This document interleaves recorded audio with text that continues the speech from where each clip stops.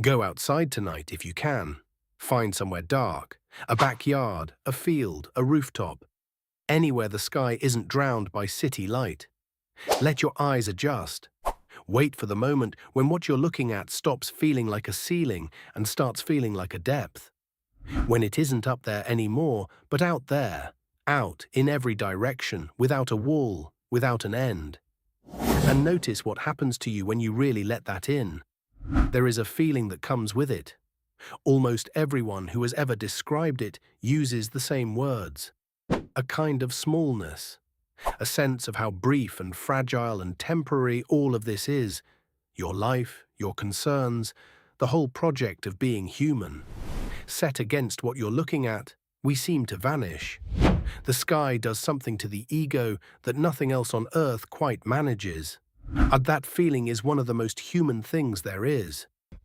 And it is wrong. Not emotionally wrong. Not philosophically debatable, physically wrong. The premise underneath that feeling, that you are something separate from what you're looking at, something small standing beneath something immense, that premise is false. Here is what is actually true. Every atom in your body was forged inside a dying star. The carbon in your brain, the iron in your blood, the calcium in your bones. None of it existed on Earth. None of it was made here. It was made out there, in stellar furnaces burning at 10 million degrees, in nuclear reactions that ran for millions of years, in explosions so violent they briefly outshone entire galaxies. All of it scattered into space billions of years before you were born, drifting and condensing and becoming through a process so long and so intricate that no algorithm could have predicted it. You are not standing beneath the universe. You are the universe, looking at itself. The universe is 13.8 billion years old. We say that like it proves something about our insignificance. But here is what it actually required. Every single one of those years to make you. 3 generations of dying stars to build the chemistry inside you. Every extinction on this planet, every glacier, every random mutation in every creature that ever drew breath, all of it producing the specific, unrepeatable sequence of events that led here. What we are about to explore is not how large the universe is. It is what it means that you are in it, and that you know it. And if you have ever looked up at a sky full of stars and felt something you could not name, something between longing and belonging, between awe and a kind of grief you didn't expect, this is for you. Subscribe. Hit the bell. Because what comes next will change the way you understand your own existence. And I mean that in the most literal, scientific sense possible. It begins with a number so large, it makes all of human history look like a footnote. The size of what holds us. We have always lived inside something we cannot see all of. That is the permanent condition of being human. We navigate by the fragments of the larger structure that we can directly observe. The neighborhood, the city, the country, the planet. For most of human history, the sky was the boundary of what we could meaningfully understand. Beyond the stars, i.e., we imagined, we mythologized. We placed gods there, and monsters, and the homes of the dead. Then we built instruments that could measure what we could not see. And what they showed us was something so far beyond our intuitions about scale that we are still, genuinely, struggling to absorb it.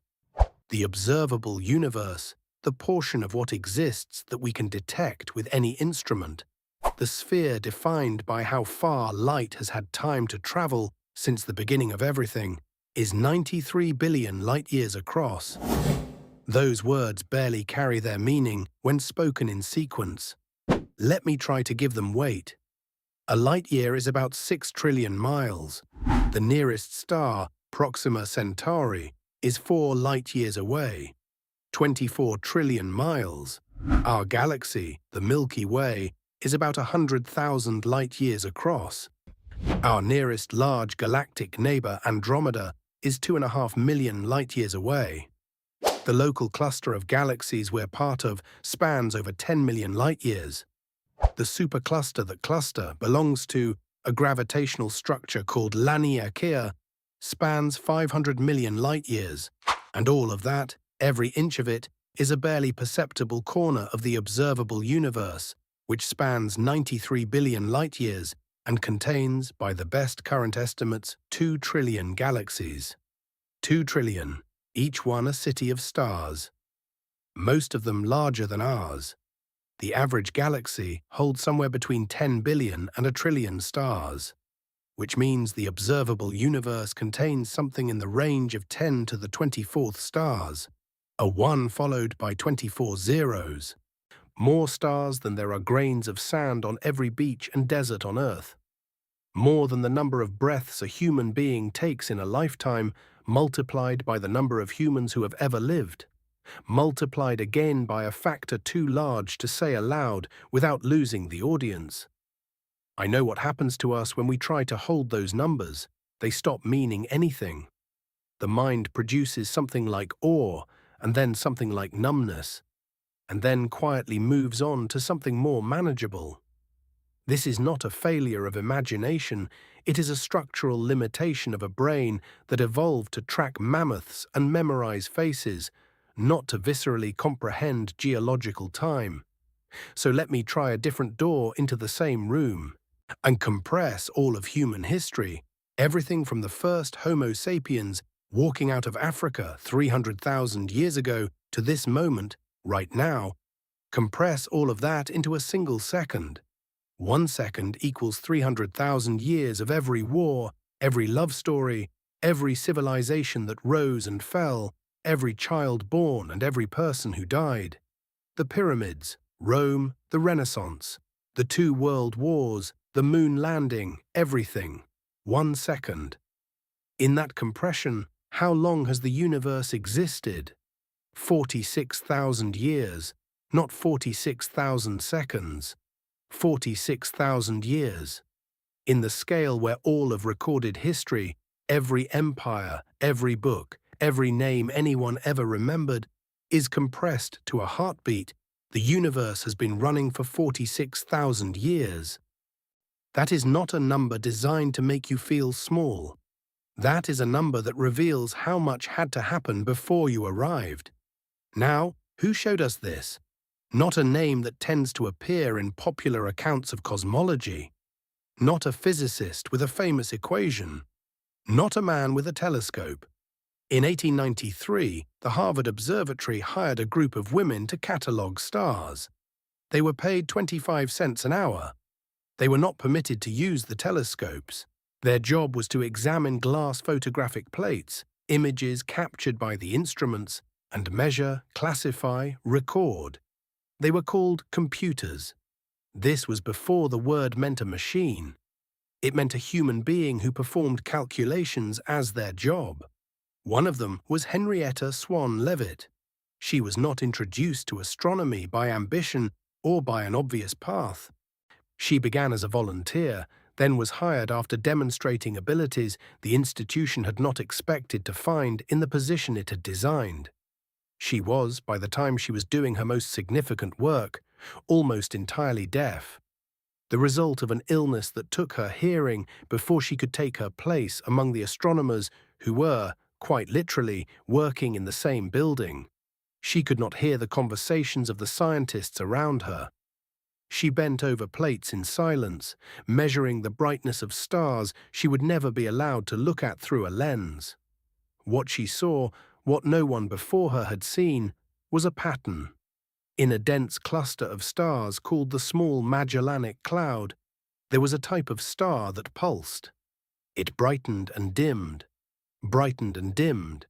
These were called Cepheid variables, and astronomers had known they existed for years. What Leavitt noticed in 1908, cataloguing hundreds of them, was this. The longer the period of the pulse, the intrinsically brighter the star. Consistently, predictably. A mathematical relationship buried in the noise of 1,000 measurements, waiting for someone who looked at enough plates to see it. That pattern was a ruler. It was the first tool humanity had to measure a distance so large that ordinary methods could not reach it. If you know how bright a star actually is, its intrinsic luminosity, and you can see how bright it appears from Earth, you can calculate the distance to it with simple geometry. Leavitt's period luminosity relationship meant that Cepheid variable stars were standard candles, objects of known intrinsic brightness scattered across the sky, are each one a marker from which distance could be calculated. With those candles, Edwin Hubble established in 1924 that the Andromeda Nebula, which many astronomers thought was a cloud of gas inside the Milky Way, was a separate galaxy, a structure of 100 billion stars organized into a spiral 2.5 million light-years away. An island of stars as vast as our own, existing in an ocean of space that suddenly revealed itself to contain not one galaxy, but an uncountable number. Henrietta Leavitt died in 1921. She did not live to see what her ruler measured. She never held a telescope. She was not in the room when the scale of the universe was revealed, and she gave us the only tool we had to see it. Now here is what makes this moment, right now, the one we are actually living in, unrepeatable. Because the universe is not static. Space itself is expanding, driven by what physicists call dark energy, a force they can measure but cannot fully explain, woven into the fabric of space itself, pushing galaxies apart at an accelerating rate. Right now, galaxies beyond a certain distance are receding from us faster than light can cross the gap. Their light will never reach us. And over cosmic time, more and more galaxies will cross that threshold, passing beyond our cosmological horizon, their light redshifting into invisibility. The universe visible to us is shrinking. Not the universe itself, just the portion we can ever observe. The window is closing. We are alive at the moment of maximum visibility.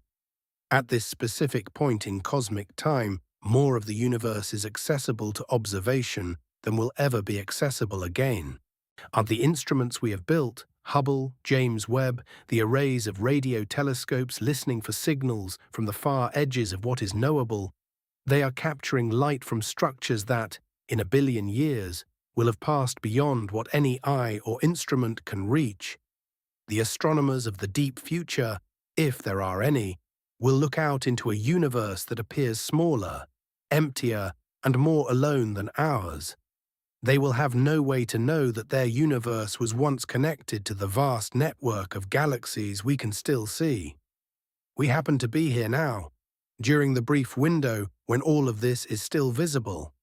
Here is something worth knowing about our specific location in all of this. The Milky Way is a barred spiral galaxy, approximately 100,000 light-years across. Our Sun is located about 26,000 light-years from the galactic center. Not in the center, not at the edge, but somewhere in the middle of one of the spiral arms. An ordinary position. No particular distinction. We are not in a special zone. We are not close to any obviously significant structure. This matters because for most of human history, the assumption was the opposite. Every civilization that developed astronomy placed itself at the center of whatever it could observe. The Earth at the center of the cosmos. Our solar system at the center of the galaxy. Our galaxy at the center of the universe. The pattern is consistent. Wherever we looked, we found ourselves to be the reference point. Each of those assumptions was wrong, and the correction of each one felt, to the people who experienced it, like a demotion, and like a loss of status, like being told you were not, in fact, the point. But here is what that sequence of discoveries actually revealed. We are not the center of anything. We are embedded in the middle of everything. We live at a scale and a position from which, by the sheer accident of our size and our instruments and our moment in cosmic time, we can observe the universe across its full range of scales, from subatomic particles to the large-scale structure of the cosmos. We are not at the center, we are at the intersection. And from that intersection, we have been able to see more than any position of privilege would have afforded us. Henrietta Leavitt, working from her specific location in this ordinary galaxy, with instruments that could see only a small fraction of the observable universe, and found a ruler that measured everything. Fred Hoyle, sitting at a desk in Cambridge, derived a property of atomic nuclei from the fact of his own existence. Every act of astronomical observation is a human being at an ordinary position in an ordinary galaxy, reaching out with instruments and mathematics and curiosity and touching the edge of the knowable. We are not at the center, but from where we are we can see almost everything. But the size of the universe is not the strangest thing about it. What is strange, what changes everything, is that the universe is made of the same material as you. Before I tell you the chemistry, I want to give you the feeling of it. Because the chemistry is easier to absorb once the feeling is there. Imagine a blacksmith, not the romantic kind, the real kind, grimy, exhausted, or working alone in a forge that never cools. He has been working for 1,000,000 years, not as a metaphor, actually 1,000,000 years. The fire in his furnace is fed by forces that do not require his attention. It runs on its own physics, its own gravity, its own nuclear reactions. He cannot stop it and would not know how. He simply works, taking raw material, hydrogen, the simplest thing there is, and pressing it into something denser, something more structured, something that did not exist in the universe before he began. He has no customers. No one has ordered anything. No one is coming to collect his work. In the whole dark universe, there is no audience for what he is making, and there never will be, because he does not know that making is what he is doing. He is simply obeying physics. When he is done, when the pressure inside him finally overcomes the pressure holding him together, he does not hand off his work. He explodes. Everything he spent 1,000,000 years forging scatters outward into the void at a significant fraction of the speed of light. The material drifts, it cools, it disperses into clouds that are, from any human perspective, indistinguishable from empty space. That is a star. That is how the atoms inside your body were made. Let's be precise about this, because the precision is part of what makes it extraordinary. In the first 20 minutes after the Big Bang, the very first 20 minutes of everything, the only chemistry possible was simple. Hydrogen and helium formed, with trace amounts of lithium. 3 elements, in the proportions we still observe across the universe today. That was it. The universe began almost entirely empty of complexity, almost entirely without the raw material of life. And then, a few 100 million years later, the first stars formed. They were enormous, tens to hundreds of times the mass of our sun, and they burned hot and fast, living for only a few million years before exhausting their fuel. Inside their cores, under pressures and temperatures that exist nowhere else in nature, hydrogen fused into helium, helium fused into carbon, carbon fused into heavier elements in a sequence of burning stages, each one requiring higher temperatures than the last, each one producing elements further along the periodic table. Until iron. Iron is where stellar fusion hits a wall. When a star's core fills with iron, nuclear fusion stops producing energy. It starts consuming it. The core collapses in less than a second. The outer layers, still falling inward, hit the rigid, collapsed core and rebound in a shockwave that travels outward at a fraction of the speed of light.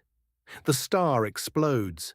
In the moments of that explosion, and in its aftermath, more elements are forged in conditions too extreme to sustain for more than seconds. And then the material scatters into space, into the dark, into the clouds from which, given enough time, new stars and new planets form.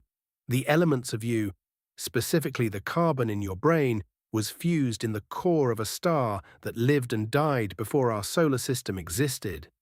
It was scattered into space by a supernova, drifted for hundreds of millions of years in an interstellar cloud, was swept up when that cloud collapsed to form our solar system, or incorporated into the early Earth, cycled through geology and biology for billions of years, and eventually became the specific arrangement of atoms currently engaged in reading these words.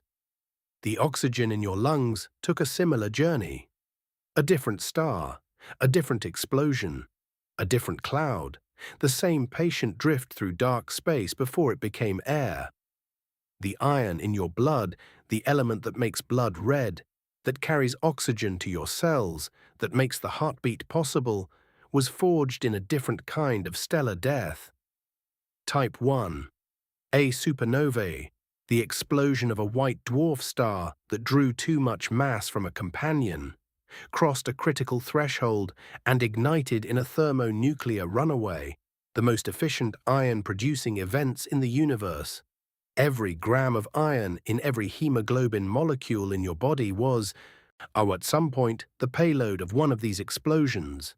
The calcium in your bones, the phosphorus in your DNA, the sulfur in your proteins, the nitrogen your cells use to build and repair.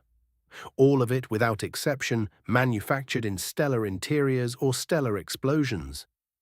All of it older than the Earth, all of it assembled over timescales that dwarf human comprehension into the specific structures that allow you to know that this is true.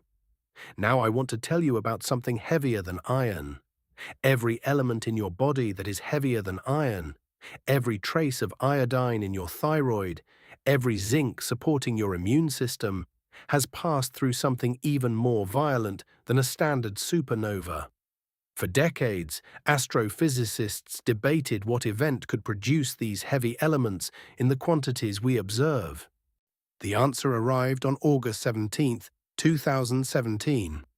That morning, the LIGO gravitational wave detectors picked up a signal that had traveled 130 million light-years to reach Earth.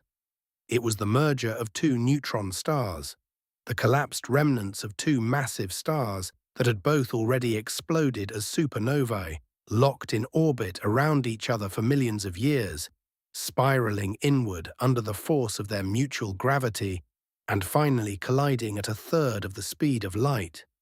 The event lasted less than 2 seconds. It released more energy than our Sun will produce in its entire 10-billion-year lifetime. Telescopes around the world observed the aftermath.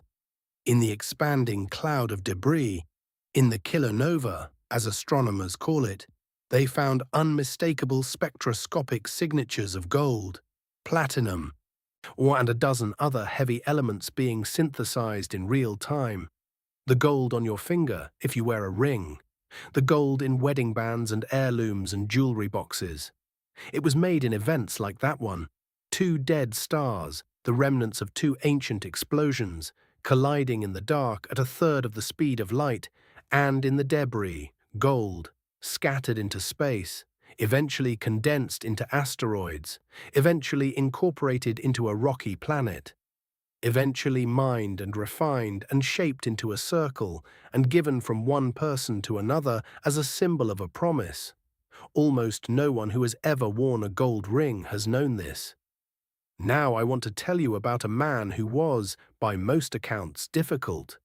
Fred Hoyle was an English astrophysicist who spent much of his career being right in ways that made other people uncomfortable and wrong in ways that he refused to acknowledge. He was argumentative, contrarian, possessed of a confidence in his own reasoning that sometimes outran the evidence. He is the person who gave the Big Bang its name. In a 1950 radio broadcast, delivered with barely concealed contempt for a theory he thought was philosophically absurd. He preferred a steady-state universe, one that had always existed and would always exist. He defended this position long after the evidence had moved decisively against him. He did not win the Nobel Prize, though the work for which he perhaps should have won it was of indisputable significance. He was, in many of the ways that institutions reward, overlooked. He was, and by his own account, fine with this. In 1954, working on the theoretical problem of how stars could produce the elements we observe in the universe, Hoyle confronted an anomaly. The process required for carbon to form inside stars, 3 helium nuclei colliding and fusing, a reaction called the triple alpha process, was too improbable. The probability of 3 particles meeting simultaneously in the right configuration was vanishingly small. Carbon should barely form at all, and yet the universe was full of it. Life was made of it. Hoyle reasoned from what he knew to be true, that carbon existed, that life was made of carbon, that he himself was made of carbon, and that he was alive to reason about it, backward to what must also be true. He concluded that there must be a resonance in the carbon-12 nucleus, and a specific energy level, a quantum state, that made the triple alpha reaction far more likely than it would otherwise be. Not just more likely, efficient. He calculated what that energy level had to be, approximately 7.65 million electron volts. He told experimental physicists, look for this. They will find it here. He had not measured it. He had deduced it from the existence of himself. William Fowler's team at Caltech looked. They found it, exactly where Hoyle had said. The resonance exists. It has to exist. If that energy level were even slightly different, if the physics of atomic nuclei were tuned by some small increment in any other direction, carbon would not form efficiently in stars. Not just life, carbon itself would be rare. The universe would be a fundamentally different place, and not a place where the question of carbon's existence would ever be asked. Hoyle spent years afterward trying to understand what this meant. He leaned in his later life toward ideas that most of his colleagues found indefensible: a directed universe, the intentional seeding of life. He was looking for a framework that could hold what the carbon resonance implied. He never found one that satisfied him. He died in 2001, still arguing, still right about most of the things that mattered. I want to pause here and ask you to feel the weight of what we've just covered. Not the intellectual weight, the physical weight. The fact that when you press your hand to your chest and feel your heartbeat, what you are feeling is a muscle made of cells, made of molecules, made of atoms, made in events that preceded the existence of this planet by billions of years. The iron that makes that heartbeat possible, the iron in hemoglobin, the iron carrying oxygen through your blood right now, was not made here. It was made in the last moments of a dying star before it exploded. It was scattered across space. It drifted. It condensed.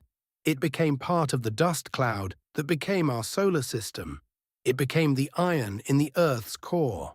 It became, through billions of years of geological and biological processes, the iron in your blood. You are, in the most literal sense, carrying the legacy of the dead. Not human dead. Stellar dead, stars that burned out before the sun existed, and that left behind the elements for everything that came after, including every living thing that has ever existed on this planet. There is no ceremony for this. There is no monument. There is no moment in any human life when someone hands you a piece of paper that says, here is what the universe spent in order for you to exist. Here is the bill, paid in advance, in the currency of stellar explosions and billions of years of time. Here is what it cost. No one tells you. You have to discover it. And most people never do. But now you know. And knowing changes something. Not about the facts, which were always true whether you knew them or not, but about the experience of being alive inside those facts. It changes the quality of an ordinary morning. It changes what you feel when you look at the sky. It changes, in some small but real way, what it means to be the specific arrangement of ancient stellar material that you are.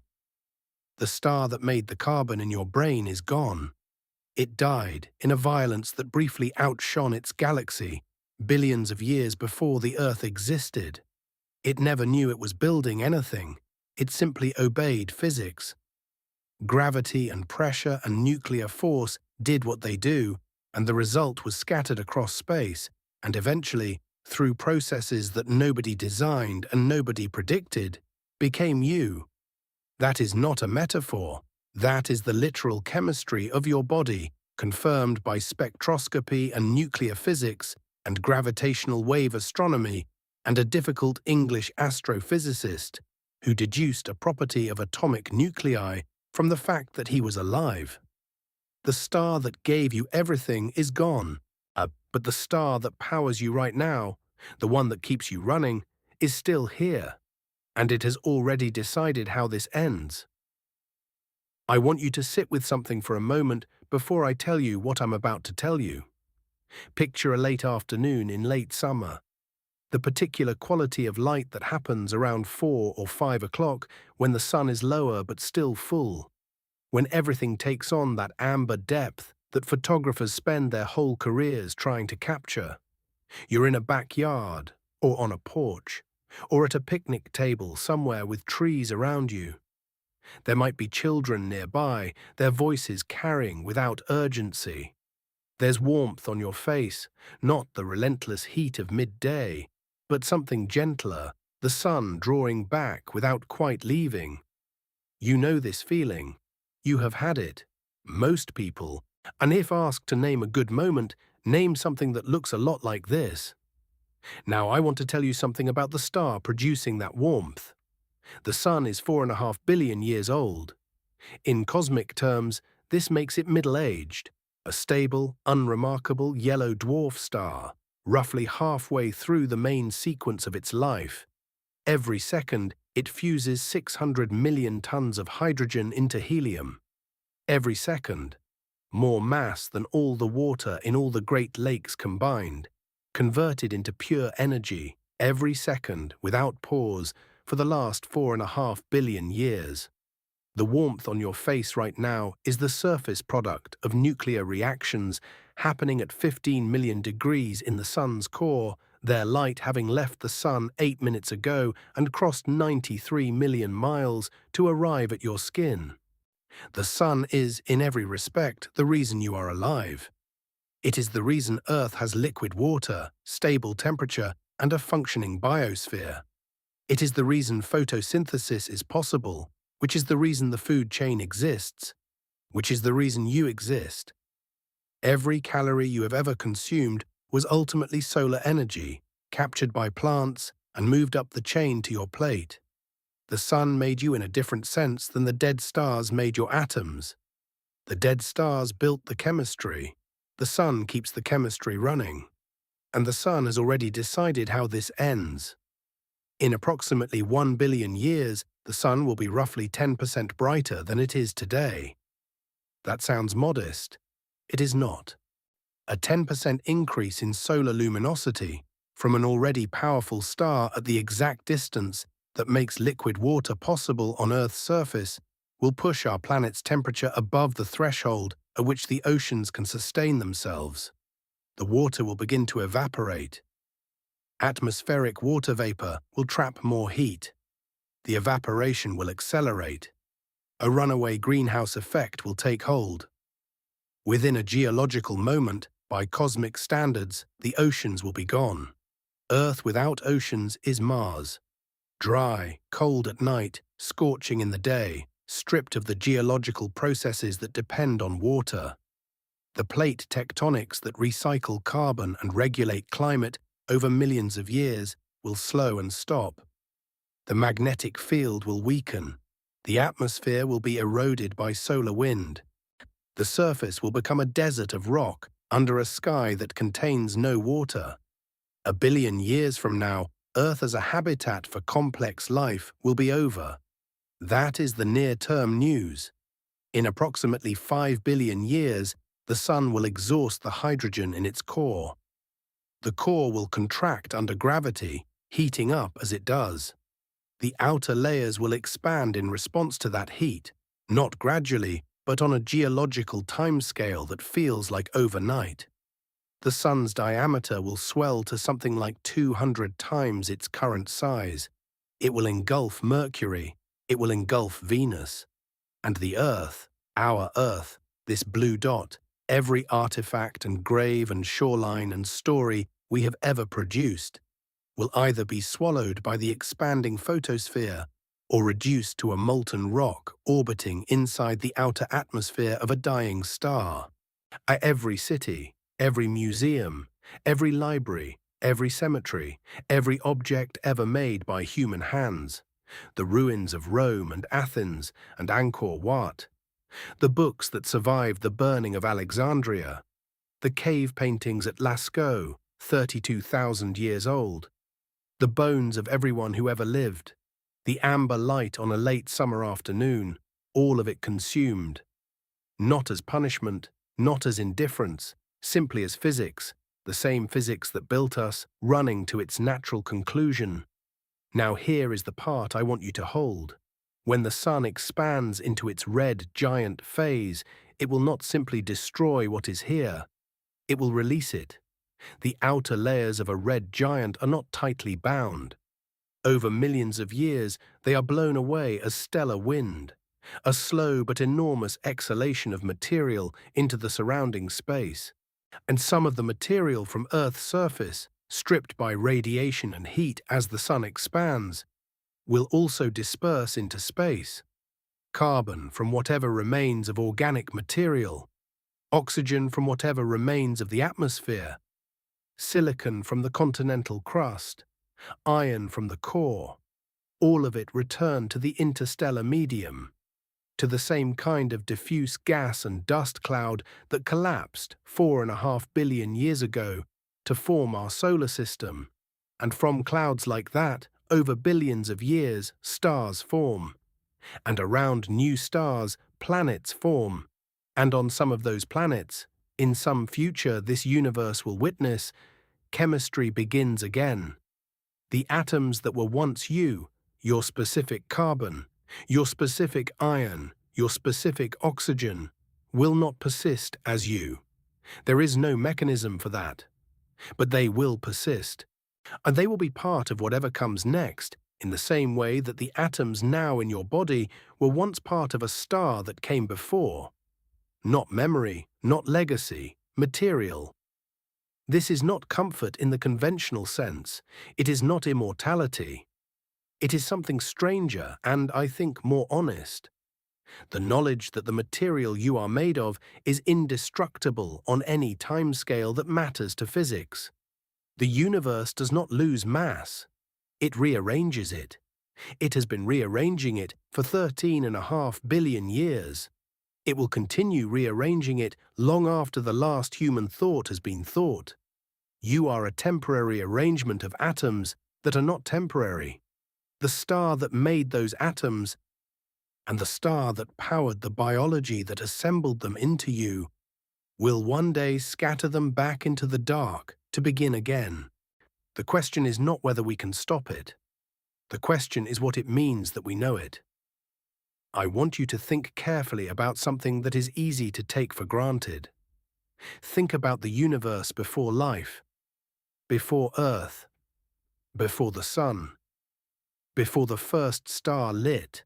The Big Bang produced hydrogen and helium, and for hundreds of millions of years, that gas drifted in clouds, cooling and condensing under gravity into the first stellar nurseries.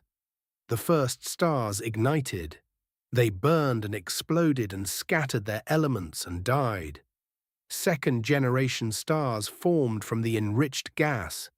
Galaxies organized themselves into spirals and ellipticals. This went on for billions of years. During all of that, across hundreds of millions of light years, across billions of years of cosmic history, nothing knew any of it was happening. A star does not know it burns. It simply burns. A galaxy does not know it rotates. It simply rotates. A supernova does not know it is scattering elements across light years of space. It simply explodes. The laws of physics are not known to the objects that obey them. Gravity does not know it is pulling. Electromagnetism does not know it is repelling. The universe, from the Big Bang through the formation of galaxies and solar systems and planets, none of it had any awareness of itself. It was physics, running, immensely complex, extraordinarily structured, producing patterns of staggering intricacy and completely, entirely, absolutely unwitnessed. Then, about 3.5 billion years ago on this planet, something changed. A chemistry organized itself into the first self-replicating molecules. Life began, blindly at first, then more complex, then differentiated, then multicellular, then animal, then vertebrate, then mammalian, then hominid. This process took 3.5 billion years. It was not directed, it was not designed. It was chemistry and time and natural selection running through an uncountable number of dead ends and lucky breaks. And then, approximately 300,000 years ago, a cosmological eye blink, less than 1/100% of Earth's age, a species appeared that could do something no previous arrangement of matter had ever done. It could ask why. I want to tell you about an evening. A man, 70 years old, are sitting on the back porch of a house he has lived in long enough that the trees in the yard are larger than they were when he planted them. He has had a full day and a long life, and he knows now, in the way you come to know things at 70 rather than at 30, that not many things are as large as they appeared from a distance. He came outside because he wanted the air, and because it was a clear night, and because he is the kind of person who has, his whole life, gone outside when it is a clear night. He looks up. He has been looking at this same sky his entire life. He saw it as a boy, camping with his father, the smell of wood smoke and pine needles, and the sky impossibly full of stars. He saw it at 22, on a beach, and fell in love for the first time with someone standing next to him. And the stars were part of what made the moment feel larger than ordinary life. He saw it from a hospital roof the night his first child was born, needing air, needing a moment outside the intensity of what had just happened. He has looked at this sky in grief, after funerals, after breakups, after the things that cut you and do not entirely close. And he has looked at it on quiet, unremarkable evenings when everything was fine, and somehow those times were almost the best. He knows the sky. He carries it in his memory the way you carry the faces of people you love. Tonight, he knows something he did not know when he was young. He read it somewhere, years ago, and it has settled into him the way some knowledge does, slowly, over time, becoming part of how he sees everything. And he knows that the light from the stars he is looking at left those stars years, decades, centuries ago. He knows that some of them no longer exist, that he is looking at the light from things that are already gone. He knows that the faint band of the Milky Way is the edge-on view of his own galaxy, 100 billion stars, and that the smudged spot near Cassiopeia, visible only on the clearest nights, is another galaxy 2.5 million light-years away. He knows that his body is made of material that came from stellar explosions. He knows that the iron in his blood was forged in a white dwarf's final detonation. He knows that in 5 billion years, the star he orbits will expand to engulf this world. He knows that his ancestors, 100,000 years ago, 10,000 years ago, sat under this same sky and saw the same stars. They did not know what the stars were. They feared the dark, or found comfort in it, or felt awe that they could not articulate. They made up stories to explain what they were looking at. They placed their gods in it. He understands something his ancestors could not. And it does not make the sky feel smaller. It makes him feel like something he belongs to. There is a thought that tends to arrive when you sit with all of this long enough. A kind of vertigo, but not the vertigo of being overwhelmed by scale. Something almost the opposite. If the universe has no awareness of itself, and if the only awareness we know of has emerged in one place, here, on this planet, In this species, then what happened here is not a small thing hidden inside a large universe. What happened here is the most significant thing that has happened in the universe, because it is the only thing that changed what the universe fundamentally is. Before life, the universe was physics. After consciousness, the universe became something that knew it was physics. That is not a semantic game. Before there were eyes, there was no color. Color is not a property of electromagnetic radiation. It is a perception. Before there were ears, there was no sound. Sound is the interpretation of pressure waves by a nervous system. Before there were minds capable of mathematics, the laws of physics were not known. They existed, but knowledge is not a property of the laws themselves.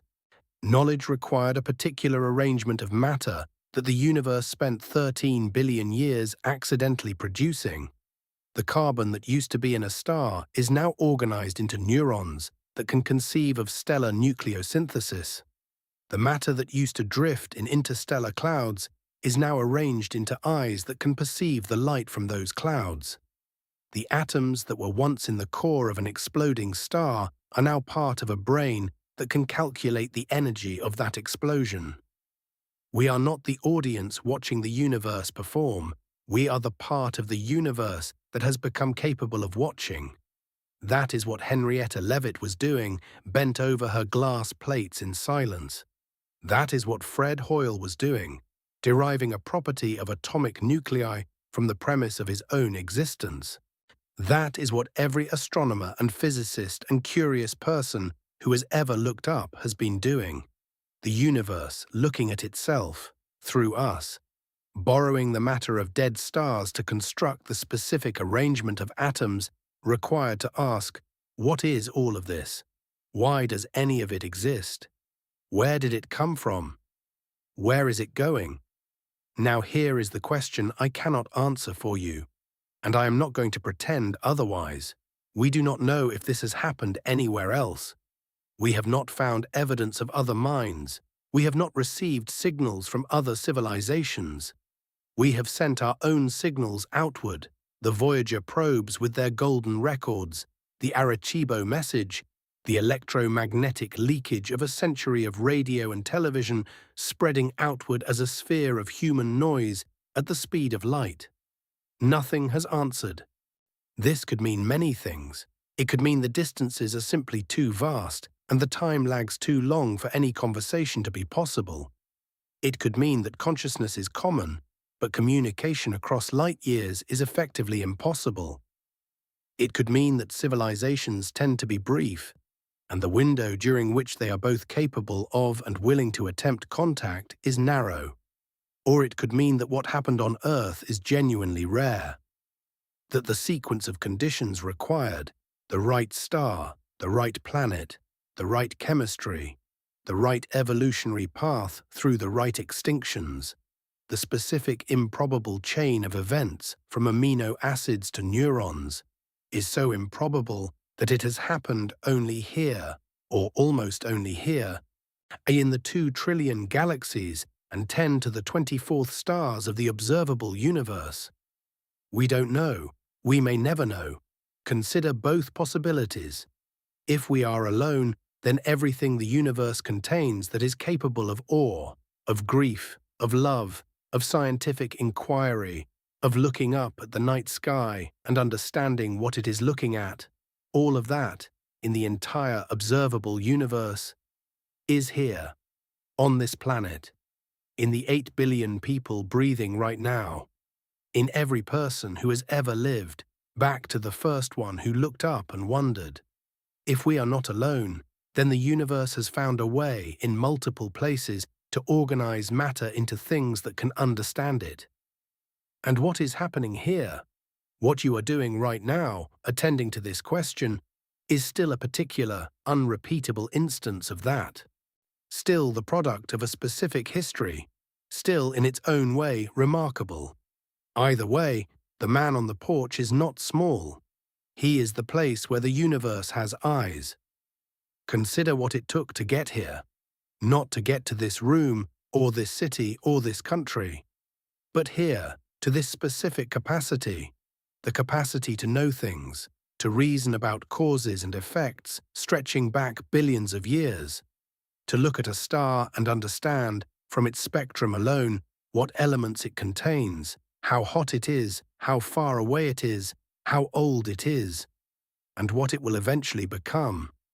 To hold in one mind the scale of the observable universe and the scale of an atomic nucleus, and to understand how one produced the other. This capacity required everything that came before it. The right star, positioned in a stable region of a stable galaxy, or producing the right spectrum of light and heat. The right planet, at the right distance, with the right mass to retain an atmosphere, orbiting at the right inclination to produce seasons stable enough for complex life to evolve. The right chemistry, in the right concentration, producing self-replicating molecules at the right moment in Earth's history. 3.5 billion years of evolution through mass extinctions that eliminated the vast majority of species that ever lived, each extinction paradoxically enabling the next stage of complexity. And then, against all odds, through a sequence of evolutionary accidents that did not have to happen and might never have happened anywhere else. A brain capable of asking what all of it means. The great astronomer Carl Sagan said that astronomy is a humbling and character-building experience. He was right. But there is something he might have added. Astronomy is also the most vivid demonstration of what an extraordinary thing it is to be capable of being humbled. Humility requires self-awareness. Self-awareness requires consciousness. Consciousness required 3.5 billion years of biology, which required 5 billion years of stellar chemistry, which required 8 billion years of cosmic evolution before the first star in our neighborhood even formed. The universe humbles us, but only we can be humbled. The stars cannot. The galaxies cannot. The superclusters and the cosmic web and the vast empty voids between the filaments of matter, none of them can be humbled or awed or moved or curious or grief-stricken or grateful. None of them can attend to the question of what they are. None of them can sit on a porch on a clear evening and feel the size of the universe settle into them like something heavy and irreplaceable. Only we can. And that, in a universe of 10 to the 24th stars, might be the rarest thing there is. We have been calling this smallness. Science has been trying to tell us something else entirely. Go outside tonight. Find somewhere dark. Wait for your eyes to adjust. Let the sky become a depth again, not a ceiling. And while you are standing in it, know this. Every photon of starlight entering your eye began its journey inside a thermonuclear furnace. The light from the nearest stars left years ago, and the light from the stars at the center of the Milky Way left tens of thousands of years ago. Before agriculture existed, before the first city was built. The faint smudge of Andromeda, visible on the clearest nights, is light that has been traveling for 2.5 million years. Light that left its source before the first stone tool was ever made. And at the very edge of what any instrument can detect, there are galaxies whose light has been traveling for more than 13 billion years, light from a universe so young it barely had any stars at all. You are not looking at space. You are looking at time. Every star you can see is a furnace that built something. Some of those furnaces built the atoms currently arranged into you. Some of them built the atoms in the ground beneath your feet, and the air in your lungs, and the iron in your blood. All of them burned and died, or are still burning, unaware, unknowing, performing physics in the dark, as they have always done, as they will always do. They did not know they were building anything. They just did. And we, this strange, temporary, improbable configuration of the matter they scattered, we look back at them and we understand. We named every star we could see. We measured the distance to every one we could reach, using the work of a deaf woman bent over glass plates in a room where she was not allowed to use the telescopes. We traced every atom in our bodies back to the explosions that forged them. We calculated the resonance in the carbon nucleus, without which none of this would be possible. And we did it by reasoning backward from the fact of our own existence.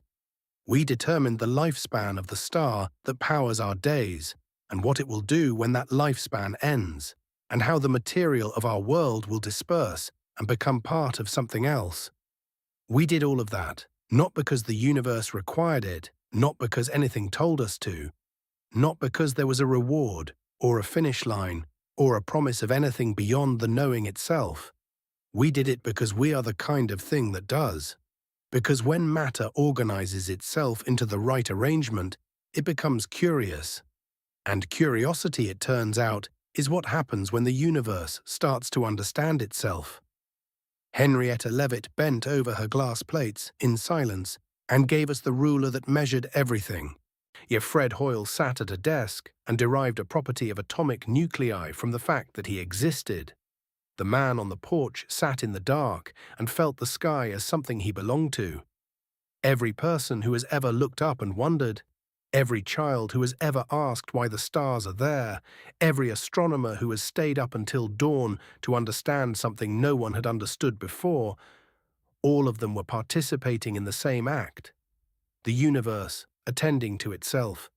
Matter organized into the specific arrangement required to ask, "What am I?" In 5 billion years, the star we orbit will expand and engulf this world. Every trace of human civilization, every book, every grave, every object ever made, every name ever given to anything, will be returned to the interstellar medium. The atoms will drift. They will condense. They will become part of new stars and new planets and new chemistry in a universe that does not remember what they once were. And if something like us exists then, somewhere, it will look up at a different sky and see different stars and know, if the physics still holds, that it too is made of those stars. That it too is borrowing the matter of ancient explosions to ask, what is all of this? That it too is the universe looking at itself. The universe is not finished making eyes, but you are one of the ones it has already made. And what you see through those eyes, what you know right now, in this moment, standing under this sky, is the universe knowing that it exists, not in some distant corner of the cosmos, not in an abstraction, here in you. In this specific and temporary and irreplaceable arrangement of ancient stellar material, looking up at the source. The universe did not need eyes to exist, but somehow, against all odds, it made them, and it called them us.